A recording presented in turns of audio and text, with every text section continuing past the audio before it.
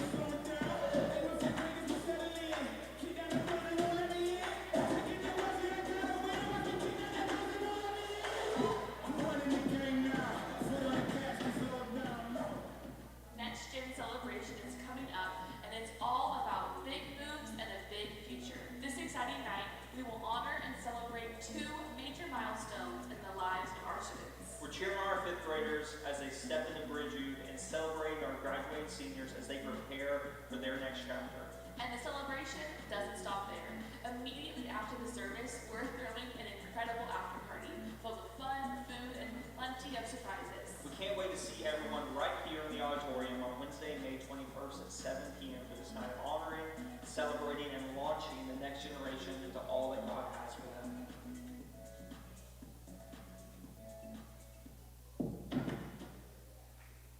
All right. Well, as that video just said, we got camp coming up. So if you guys are not signed up yet, spots are filling up. Make sure that you get signed up. You guys are not going to want to miss this. It's going to be a good time. Hey, Harlan, can we kill the haze? I'm getting like foggy up here. But the other thing was Next Gen Conference or Next Gen Celebration. And once again, like what they were saying, this is a chance for us to celebrate our graduating seniors, also celebrate our graduating fifth graders that are about to join us here in youth. It's a chance for all of us to come together as a church family and celebrate together, celebrate all generations. It's going to be a lot of fun, lots of games, different activities, snacks. Trust me, we've been really brainstorming this for the past couple months. You guys are not going to want to miss the after party. It's going to be awesome. Well, with all that out of the way, I just want to get straight into this. I don't want to really take too much time doing stories, but I will, in my typical fashion, give you guys a quick story. So there have been lots of different people that have texted me since I've been living there about whether they could come up and play volleyball. And so there's most every night somebody is up here playing volleyball. And I enjoy it because I like playing volleyball. I like, saying that it's my exercise. I don't really do much, but, it's the thought that counts. And so most of the time we have people come out here and play Newcomb volleyball. Recently they've been playing kill ball, but they only do that about half the time. And the reason why I say they only do it about half the time is because the other half of the night, or at some point in the middle of a game, somebody's going to start wrestling somebody. It turns into an absolute fight night. And don't worry, I will be naming names. You will know who does it. But even in the middle of a volleyball game, if somebody gets spiked on, next thing you know, they're running under the net, trying to tackle the person in the sand, flip them, do whatever they want. Harlan does it all the time. In fact, Harlan has tried to do it to me a couple of times. It's never worked out for him, but it's the attempt. That's what matters. Chapman does it a lot, or at least he talks real big, and then you start, squaring up with him, and then he just rolls over in the sand. He doesn't want to do anything. Cody and Elias do it all the time. Riker and Paxson do it. Just about any time they're playing, somebody is going to end up in the sand wrestling someone else. And that got me thinking, why do we fight and why do we wrestle with each other? I mean, many of us did it tonight and it was a lot of fun. But for me, I think it boils down to 3 reasons. And I'm sure there's more, but for tonight, let's just go with 3 reasons. The first one is for sport, or it's a show of force. For instance, Indian leg wrestling, that's exactly what it is. It's a show of strength. Is anything won by it? No. Is anything accomplished through it? No. The only thing it does is it shows who's stronger, or it just is an ego check to the other person. In fact, I got ego checked right here. For those of you that didn't realize, I got peer pressured, and I will fully admit that, into wrestling Devin. For those of you that don't know, Devin is somehow way bigger than me. His biceps are the size of my head. And for a brief moment, I held him for about a second, and I thought, whoa, I got some hope here. And right about that time, then he sent me rolling on the ground, and I'm not going to lie, kind of feels like a chiropractor got me because my back's all loose and a little sore. But that's the whole point of wrestling. It's for sport. It's for a show of force. The other reason is to attack, right? If it's somebody that you don't like, we see it in war all the time. Or even if it's somebody has something that you want, we've seen people before go on the attack or fight somebody just to gain something that they have, or simply because they don't like them. And the third and final reason is to defend. To me, this is the most common one. It's to protect yourself. It's to protect your possessions. Maybe it's for your family, whatever it may be. To me, those are the three reasons that we fight. And so I got to thinking, does anything in the Bible back up my thoughts? Is there any point in the Bible where we see somebody truly fighting for any of these reasons? And to me, one story came up, and that's the story of Jacob wrestling a man, but it turns out to be God. So we have a guy, a mortal human, literally, physically wrestling God. And the story is so cool. Let's read it real quick. It's in Genesis chapter 32. It says, "During the night, Jacob got up and took his 2 wives, his 2 servant wives, and his 11 sons, and crossed the Jabbok River with them. After taking them to the other side, he sent over all his possessions. This left Jacob all alone in the camp, and a man came and wrestled with him until the dawn began to break. When the man saw that he would not win the match, he touched Jacob's hip, and it wrenched out of its socket. Then the man said, 'Let me go, for the dawn is breaking.' But Jacob said, 'I will not let you go unless you bless me.' 'What is your name?' the man asked. He replied, 'Jacob.' 'Your name will no longer be Jacob,' the man told him. 'From now on you will be called Israel, because you have fought with God and with men and have won.'" And so when I read this, there's a few things that stick out to me about this passage of Scripture. And I'm going to list them, and they may not be in order, but it's kind of one of those things where you read a passage and something speaks to you, and then you reread it again and it's something else, and you reread it again and it's something else. And so these are the things that really stuck out to me. The first thing that I noticed is almost a contradiction. And the reason why I say it's almost a contradiction is because the Bible is without error. The Bible never contradicts itself. Everything is written for a reason. Every word has a purpose. Every I is dotted, every T is crossed. There is nothing wrong in the Bible. And so when I read this, I'm sitting here thinking, wait, this doesn't really make much sense. And the verse that I'm talking about is in verse 25. It says, "When the man saw that he could not win the match, he touched Jacob's hip, and it wrenched out of its socket." Now, I'm not sure about you, but when I see that, to me it seems like he could easily win. It seems to me like the man or God had the upper hand the entire time.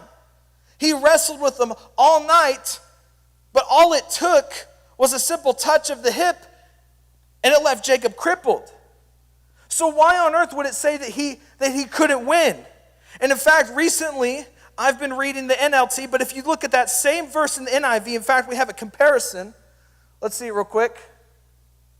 2 of them. There we go. So up top is the NLT. It says, "When the man saw that he could not win the match, he touched Jacob's hip, and it wrenched out of its socket."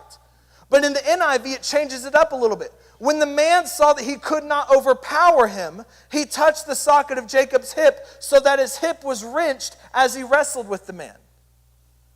So both of those verses right there, when he would not win, and when he could not overpower him. But then immediately it says he touches his hip and it goes out of socket. Why on earth would it say that he couldn't overpower him? Why would it say that he wouldn't win the match? Well, that leads to my next observation. Jacob is all alone. We just read that. Jacob is left with nothing. He sends everyone and everything that he has in life, everything that he holds dear or has value to him, he sends across the river, and he is left completely alone with nothing. So, if he has nothing, then why is the man fighting Jacob? If he has nothing, then what's the point of it all? And more than that, why did Jacob fight him? If we agree in the three reasons for fighting as we talked about earlier, then why did he fight? He didn't show force, and we don't know exactly who attacked, but I believe that Jacob didn't attack first. So, what's the point? Well, you might make the argument, well, then it was to defend, but think about it. He has nothing. What is he defending? His family is gone. His possessions are gone. What is he defending? In fact, you could make the argument, well, he was defending his life. But do you really think a person that sends all of his belongings, all of his family, everything away from him, and he just stays back all alone, does that sound like somebody that's really worried about prolonging their life? I mean, if he was so worried about his life, then he should have went with his family. He should have went with his possessions. But we see him all alone. So why on earth did he fight? Well, the truth is the man, or God, he was trying to wrestle to get Jacob to let go of what he was holding on to. And you might be thinking, okay, what is he holding on to? We've established he has nothing. What is he holding on to? Well, we see God wrestle Jacob not for physical reasons, but for spiritual reasons. When God wrestled Jacob, it wasn't for his cattle, it was his shame. When we see him wrestle God, it's not for his family. It's to get him to let go of his pride. It's to get him to let go of his greed. God wasn't wrestling Jacob for physical reasons, but for spiritual reasons. And you might say, well, Mitchell, why is God wrestling with him? Why can't God just take it? If that's the reason, if God knows what's best for Jacob, why can't God just come in and take his shame? Why can't he just take his greed? It doesn't make sense. And to that I say that's a good point, but it's not that God can't, it's that he won't. God's nature doesn't allow him to do that. God's nature isn't to just come in and start fixing everything without us asking. God knows what's best for us. God knows what we need to be taken out of our lives. And he could easily take away any toxic trait, any addiction, any sin, or anything that keeps us from him. However, his nature won't let him. God gave us free will. And at its basic root, what that means is God gave us the choice. God gave us the ability to say, I want you, or I only want myself. God put the power in our hands to say, God, I want you to come fix my life, or to say, you know what, God, I know I'm struggling, but I'll figure it out on my own. I don't need you. At a moment's notice, God could come in your life and fix everything that's going wrong. He could fix every toxic trait that you're dealing with on the inside. But he doesn't. He has the power to change our lives, but more importantly, he has the respect for us to make it our choice. And when you think about it, that's pretty cool. I mean, the God of the universe, the person that created everything, who could fix anything, who could delete anything, he has all that power, and yet he values each and every single one of us so much that he wants it to be our choice. And so we see that with Jacob. Jacob, after all the wrestling, it boils down to one moment. One moment, and that's all. And that's where God says, let me leave. God is giving Jacob a choice. Let me leave. And rather than Jacob holding on to everything, rather than Jacob saying, you know what, God, go on ahead. I want to keep this greed. I want to keep this pride. I want to keep the shame that I've been dealing with. I'll figure it out on my own. At that moment, he says, no, God, you're not leaving until you bless me. You're not leaving me until you help fix me. You're not leaving me until you come in and fix everything that's broken and wrong in my life. And at that moment, we see Jacob's life entirely change. Finally, we see in verse 31, it reads, the sun was rising as Jacob left Peniel, and he was limping because of the injury to his hip. He forever has a limp, but it's as a reminder of his battle with the Lord. Luke, if you could come on up. We don't see a change in Jacob until God touches his hip. Because at any point, Jacob could have said, leave. At any point, Jacob could have said, I'm done with this. I'm keeping all my stuff. But it wasn't until his hip was wrenched out of his socket that he realized, I need to make a change. And so, the whole point of this is, even though he wrestled with God, even though he got what he needed, he still has a limp. And you might think that makes no sense. Why would God still leave him with a limp?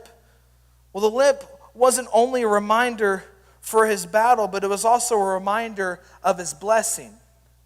Because you see, from that point on, every step that Jacob took, or at this point Israel, every step that he took reminded him of God's favor. Every step that he took reminded him of God's blessing. So no longer is he walking in his old life, every step, every limp, every time that hip, starts to act up, every time that he can't walk fully clear, he's reminded, I'm walking different than how I used to because I'm not the same man that I was. Every step of his life from that point on is a reminder of God's favor, is a reminder of God's blessing. And real quick, the last verse says that he changed his name to Israel because he fought with God and men and won. I don't know about you, but nothing in what I read makes it sound like Jacob won at all. Nothing in what I read makes it sound like Jacob is the victor. If you're watching a wrestling match or a UFC match and there's somebody limping away, battered, broken, you're going to look at them and be like, yeah, that guy didn't win. So why does it say that Jacob wrestled with God and won? He was literally laying on the ground begging, don't leave me until you bless me. Don't leave me. That doesn't sound like a victor. But the reason why Jacob won is because though he lost physically, he won spiritually. Though his body was broken, his spirit was set free. Though his body was forever changed, his heart was forever changed as well. He was no longer bound by the shame. He was no longer bound by greed and pride. Sometimes when God comes in our life and we say, God, can you fix us? Can you come in and take care of this problem? Sometimes it's like a surgery. God has to cut away the things that are holding us back from Him. And for those of you that have surgery, you know when something's cut away from you, it leaves a scar. You're forever changed at that point. But it doesn't mean that you are any less of who you are before. If anything, it means you're more. It means that you're better. It means that you're healed. It means that you're stronger. And so though he was walking with a limp, though he looked physically damaged, spiritually he was stronger than ever. Spiritually, he was free. So I want everyone in this room to stand. And you guys can begin to come forward.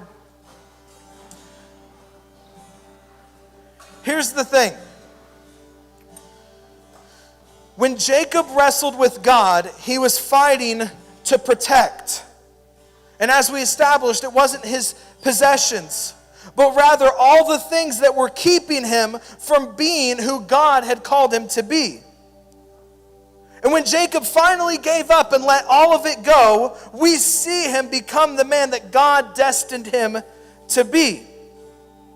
So much so that the moment he let it go, his name, everything about him was literally changed.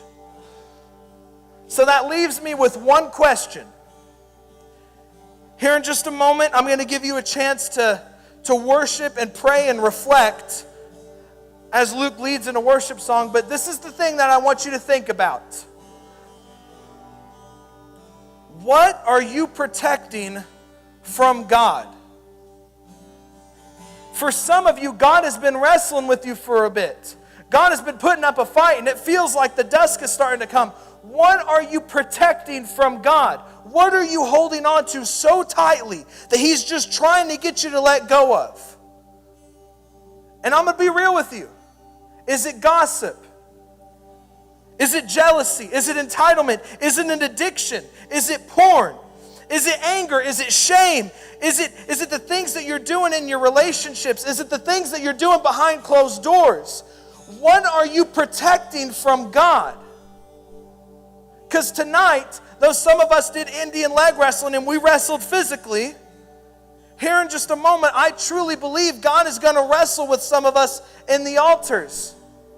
And the question is, what are you protecting, and are you willing to let go of it and give that power over to God? Are you willing to say, God, I don't need anything else. I just need you. We just sang a song earlier about how we surrender it all. And that's my question to you tonight. Are you willing to surrender what you're protecting? Are you willing to give it up and give it to God? So for the next few moments, just begin to reflect and press in and worship. And I'll come back here in just a minute with some more direction.